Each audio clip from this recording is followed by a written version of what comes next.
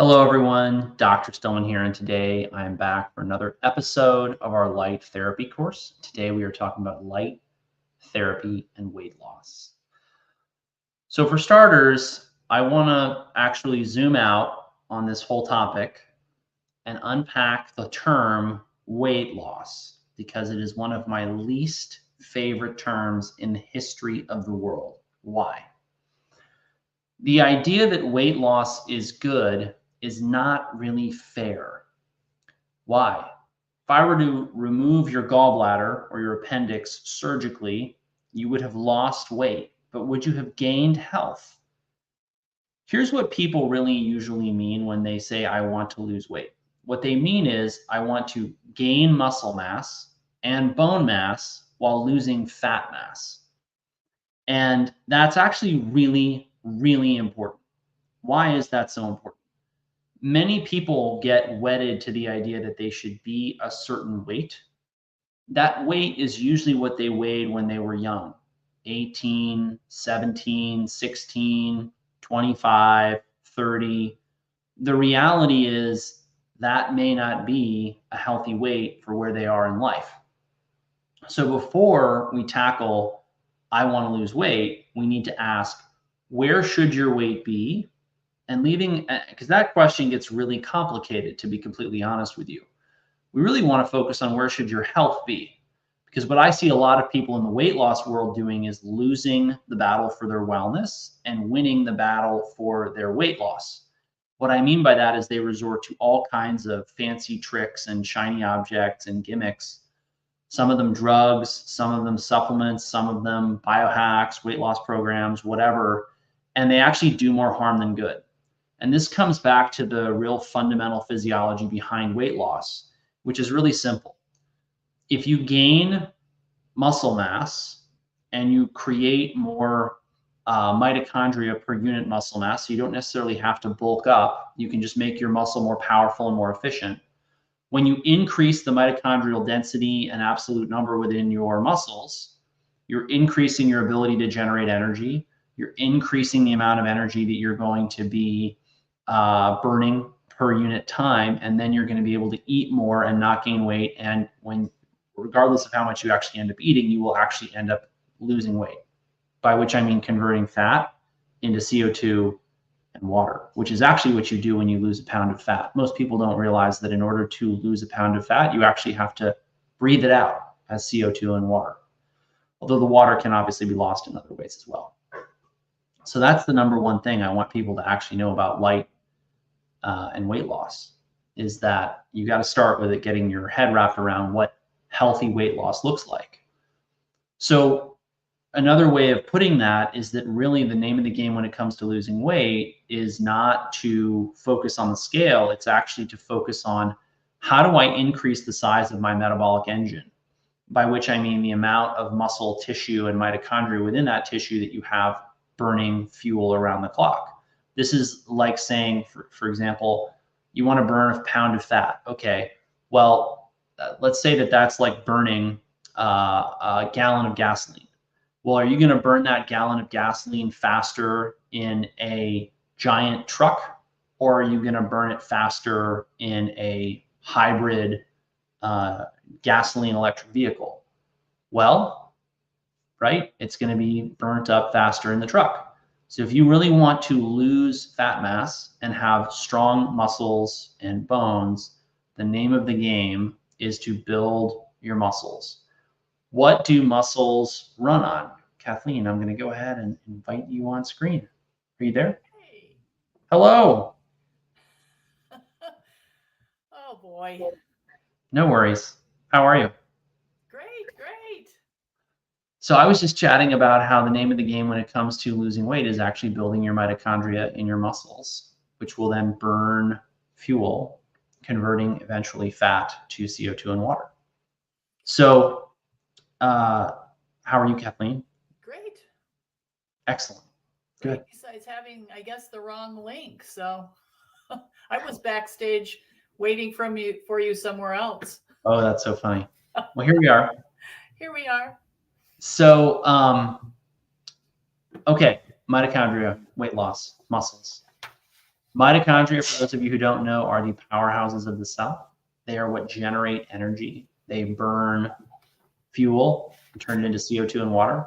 That means the more mitochondria you have running at faster and faster efficiencies, the better and better your metabolism is going to be, the more you're going to be able to eat what you want and not gain weight, or lose weight if you want to lose weight.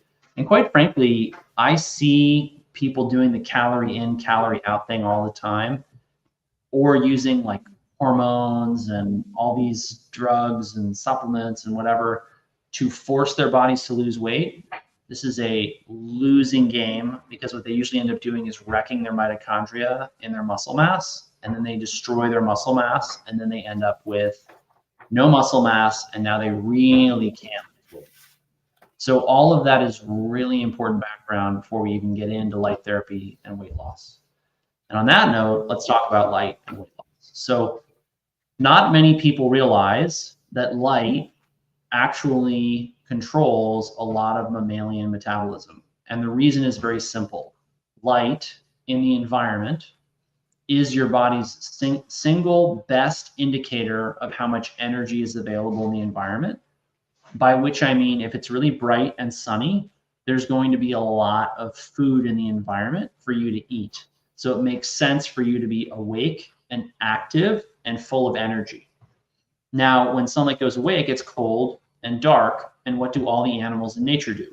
They hibernate. They get tired and lethargic, and they go into a cold, dark place that they warm with their own body heat, and they sleep for months on end. And then at the end of that, they come out when the sun begins to come back to the environment, and they then emerge from hibernation and they get on with life. Humans are not right. Humans are not actually that different. We're not seasonally breeding mammals like bears or elk or whatever. But we do actually have these natural cycles. If you examine the lives of people in cold, dark places, Minnesota, Canada, Alaska, Maine, Idaho. Yeah, Idaho, they would go into sort of a rest state in the winter. They might do some hunting, they would do some fishing, but generally speaking, they'd foraged and harvested their food and their firewood in the summer, and now they were going to consume it over the course of the winter. So that is really how light controlled their societies for generations. Now, what have we ended up doing in our modern world? We've created artificial light. Artificial light has allowed us to run around the clock all day in, day out, one season after another. And this is why if you look at the incidence of things like diabetes and obesity, what you'll see is that how do I put this? When you look at the literature on diabetes and obesity, they actually get better with sun exposure. So the sun actually improves your metabolism. And that's kind of the number one thing about the number one most powerful link between light and metabolism. Because the more sun you get, generally speaking, the better your metabolism is going to be. Now, we need to talk about how fake indoor light really derails this. There's no red and infrared light to keep your mitochondria healthy. Usually the indoor lighting environment is very dim, and that dimness, that lack of light, is actually not sufficient to keep your brain really engaged. What I mean by this is, and this is what we call seasonal affective disorder, but I think it's much more pervasive than that. I don't think seasonal affective disorder nearly covers it. When you're in a dim environment, it doesn't stimulate your hormones and neurotransmitters the same way. We found through the work of Fritz Hallwich back in the 1940s and 50s in Germany, that if you got more light in your eye, you would actually have higher levels of hormones and neurotransmitters in your urine. And in those experiments, he showed this over and over again. So it stands to reason that you're going to actually have more metabolic activity, more hormones, more neurotransmitters when you get more bright light in the eye and on your skin. And the fact that we've moved indoors and away from the sun has, as we've done that, it's coincided with the rise of our modern problems with people being overweight, obese, and diabetic, which is not the same as being obese or overweight, but is very, very similar in terms of how it gets started and how it affects people. So bottom line here, you need natural light in order to have optimal metabolism. And moving indoors and away from the sun has really deprived people of light, red and infrared in particular, that optimizes their mitochondrial function. And that's a setup then for them gaining weight. And that's not even just talk about artificial light at night, which we'll get to in a minute. Kathleen, anything you want to add to that? Yeah, I love all of that. It's, you know, especially when you go through the normal mammalian, you know, this is what we do in the cold time, we do this, in the warm summer months, we do that. And then you start and like, yeah, that all makes sense until you start thinking about what we do. And we don't go outside in the summer because it's hot, so we turn our air conditioning on. And we don't go outside in the winter because it's cold and we have our heater on, and Mm-hmm. we're not seeing the sunlight. We're not getting anything in our eyes anymore. And if we do go outside, we have sunglasses and or contacts or glasses on. All of that's uh, stopping that light signal from telling our hormones what time it is, what they should be doing. And it's just wreaking havoc on us. And that's why we see, I've had friends who are maybe even a generation younger than me, and they're looking at, you know, old hippie videos, and they're going, you know what I noticed uh, in the rock festivals, the, you know, Woodstock, there's not one fat person. Right. Guess why? Yeah. And what's interesting about They're that is that all outside a lot of the changes to our diets, processed foods, fake food, a lot of that took place at the same time. at the same time and before, well, it's interesting, you know, a lot of the worst changes to processed foods happened before the rise of modern indoor lighting, LED, CFL indoor lighting, and the full migration indoors. And it all ties into as well the overuse of screens after dark, which we have to talk about as well. So when blue and green light hit your eye and your skin after dark, it tells your brain and your body that it's daytime and that you should be awake and alert. And this is why all the social media giants, all the major apps, all the phones, they have a bright white screen as their background naturally, as well as a lot of blue colors.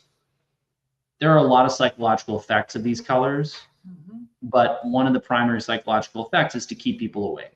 And people have noticed, and you'll notice this if you try it, if you turn on an old-fashioned incandescent light that's not very bright, it's very warm, it's got not a lot of blue and green light, but a lot of red and infrared light.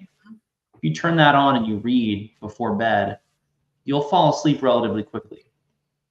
Now, if you are scrolling through your phone, it'll keep you awake for hours.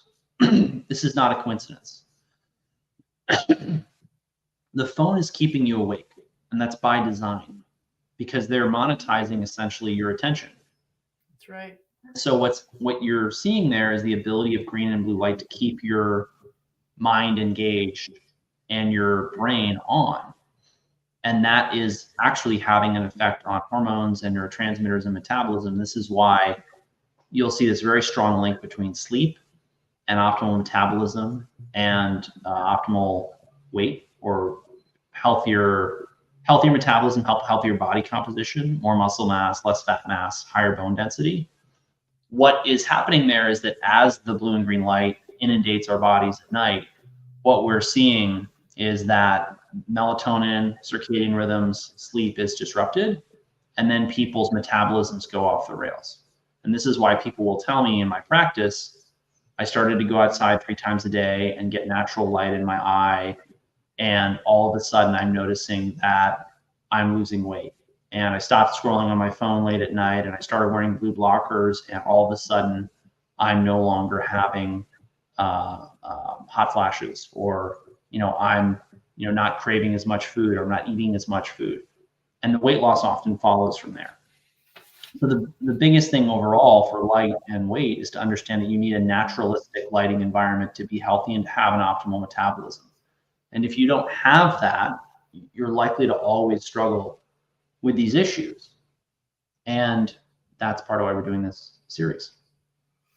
And that blue light is so addictive, and it you feel like it's giving you energy, when in fact what our bodies really need, and our mitochondria especially, is that red and infrared to give us energy in our mitochondria that then can do a host of things. One being give us energy. So one, we can exercise and process the fat. And the blue light, it just gets us almost like hypnotized. It does, and It's it keeps different than the people energy from red light. Excuse me. it keeps people sedentary. Yes. It really slows people down. Yes. So let's talk a little bit about different light therapies for weight loss. So red and infrared light from any number of different devices can have very profound effects on metabolism. I see this all the time. I'm not going to say it doesn't matter which device you pick. I've just seen it happen with a wide range of them. There's a number of different reasons for this. So number one, we've talked about this a lot. The frequencies of red and infrared light will tune mitochondria so they're more efficient. That then results in more energy being burned and the cell having more energy and you feeling better. And often this causes or creates a cascade of events. People have more energy. They make more thoughtful choices of what to eat. They make it to the gym more often. They're more physically active. They're more proactive about going to bed earlier. All kinds of things happen when people have more energy just intrinsically.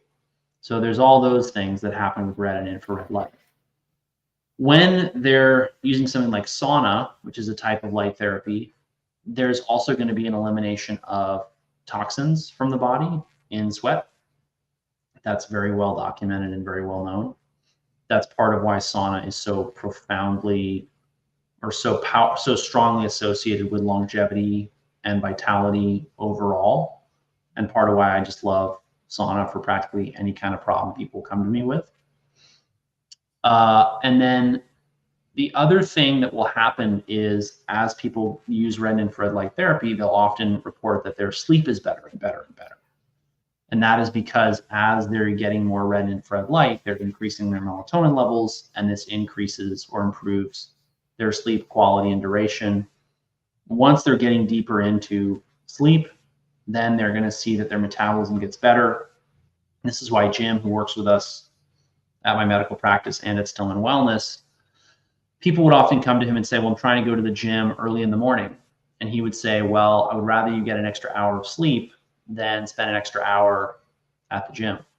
And they would be surprised by that because they thought the thing that was going to get them results was spending time at the gym. But oftentimes it's actually the rest and recovery that is most important and impactful. So that's the nuts and bolts of red and infrared light for weight loss. I see it all the time. These things really help people with their metabolism. Visible light, red, green, blue, orange. The visible light, and particularly the blues and greens, keep people awake. Where these will wreck people's metabolism if it's done at night. People need darkness at night. And so when you get rid of blue and green light using various different things, you can use screen filters on devices. You can just turn devices off. You want to be using low blue light bulbs. You want to be using things like blue blockers. These things I see having a profound effect on people's sleep quality, their recovery, their energy levels. All kinds of different things get better when you get rid of blue and green light at night. And then when you are bringing in bright light during the day, people will feel more energy. They may have a better mood. There's a reason people really love sunlight, and it's because it has powerful positive effects on the brain and the body as a whole, many of which are reflected in the body's metabolism and therefore then weight loss. UV light is the last component I'll mention. It's very well known that the sun has powerful effects on metabolism. Some of these are mediated by the UV light found in sunlight, UVA and UVB. I'm not going to get deep into how UVA and UVB affect metabolism, but suffice it to say that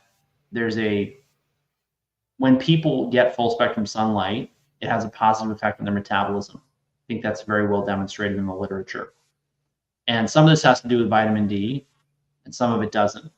But at the end of the day, we see a very strong correlation in the literature that the more sun you get, the lower your overall risk of death. And part of this is the effects of UV light on the human body. And yes, there's problems with things like skin cancer. I talk a lot more about that in other videos that we currently have. We just recorded one in the Optimal Wellness membership for Stillman Wellness. But bottom line here is that when you get red and infrared light back into the body and you control artificial light at night, you see some pretty profound effects on people's metabolism, which is why light therapy is one of the things I use for weight loss every single time. If we don't fix someone's light, I'm not counting on us fixing their metabolism. Yeah, it's kind of our operating system, that it was meant to be. And if we don't go back to that, it's hard to fix anything. Yeah, exactly. Which is why when people come to me and they're not getting results with weight loss, I always go back to what's your light environment like, and frequently there's something really out of alignment, and then we can add some light therapy in somewhere to get them some results. I love the fact that you and Jem have asked people, when you first start with them, get outside even 10 minutes 3 times a day. And people are like, oh yeah, but the people who do it, it's life changing. 10 minutes 3 times a day. That's 30 minutes of your day. I know. It's nothing. Not a big deal. And it's so monumental. And I have shared that with as many people as that will listen to me. And it's such a simple thing. And blocking that blue light at night, just those things, it can turn so many things around. It can. Absolutely. You can't believe it. You just like, well, come on, 10-minute walk. I'm telling you, if you'll try it, you'll know why they say that. Yeah, absolutely. Jill asks a great question. What are your thoughts on sunglasses? So sunglasses do block the amount of sunlight hitting the eye. And so I will get people telling me that when they lose their sunglasses, or stop using them, I should say, they see a big improvement in how they feel and their energy levels, and sometimes their sleep. So I generally only use sunglasses in extremely bright environments where you need to protect your eyes from the sun.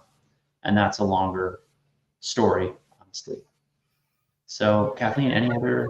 Frozen water and melted water out on the lake, on the ski hill. Yeah, that's basically right. Yeah. Those are good places for them. Other than that, just plug in again the Quantum Biology Collective podcast.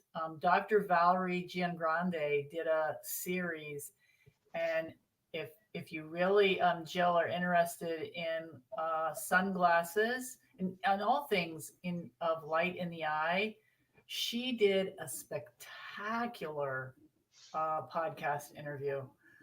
I think it was just the 1 or 2 back. Dr. Valerie Gian GR, she's an optometrist, and she's has married the quantum biology with optometry, and boy, she gives some really good information. I would highly recommend that. Absolutely. Great. Annie asks another good question, which is 3 times a day outside. Does it matter if all 3 are in the afternoon or early evening? So I do like to see these across the day. So early morning, sometime between dawn and say 10 a.m., and then middle of the day, and then late in the day. Kathleen, someone's asking for Valerie's name. I think Valerie Gian GR, which is GIAGRANDE.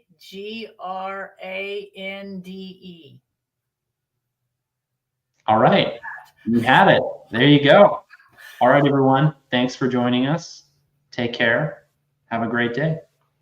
Thank you.